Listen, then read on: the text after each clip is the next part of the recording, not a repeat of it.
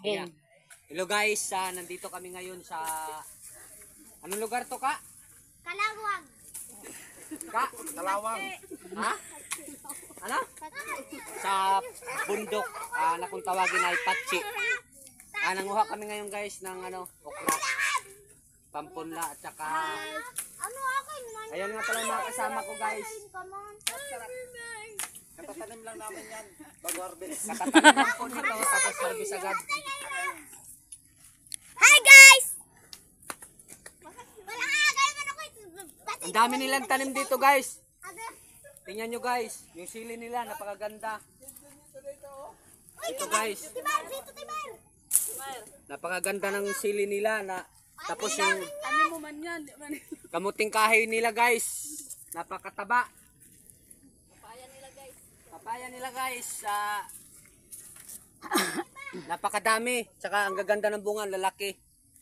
Ito po, kung ikaw po ay nakatira sa bundok, tapos wala kang bigas, so pwede na po ito. Mayroon ka lang kamuting kahoy, mabubuhay ka na po. Pero hindi ko may papangakong mataba ha. Kasi kamuting kahoy yan.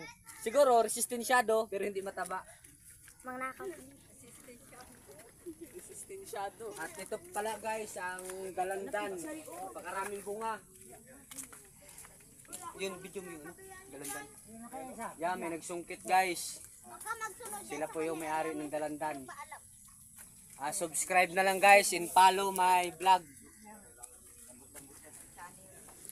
Sa YouTube channel ko po, tsaka sa Facebook, hindi pong kalimutan. Paki-follow na lang po. Tapos subscribe. Ito pa pala guys, yung papaya nila. Meron din ditong mga sabungin. Napakagandang mga manok. Pero hindi ito pambinta guys ha, hindi ko alam. Ano mo yan there? Upload. At Ate, yun yung dalandan. Tama. ito yung kanilang papaya. Napakaraming bunga. Ang lalaki. Ang ganda dito guys, ang tahimik. At saka doon, mayroon pang mga palay.